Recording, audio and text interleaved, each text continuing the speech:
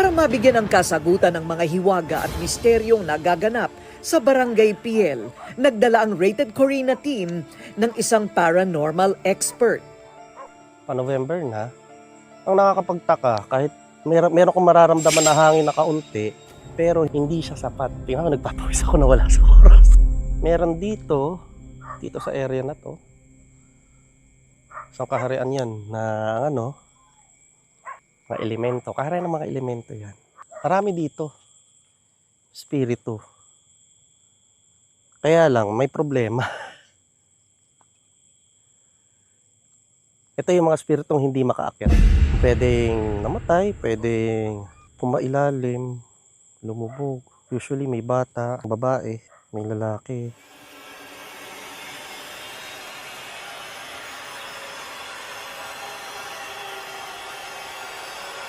May namatay na bata.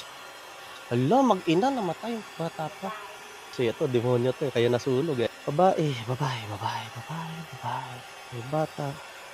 Ito yung mag-ina. Pero ang yung unang-unang lumabas dito. Ito, yung gitna. Ito yung nangunguha. So, dalawa lang ang gagawin dyan. Pwede kong kausapin. Pwede kong digmain. Pero most likely, yung mga to, mas lumala to sa dahil nabulabog yung lugar. Kaya lang, ang kinagagalit ng mga yan, yung pagbulabog doon sa ilog mismo, sa paggawa. Nang hindi sila nagpaalam. Bigay respeto, bigay paalam. Yung iba kasi humingi ng tulong, yung mga nalunod. Yung iba naman na gusto, alay.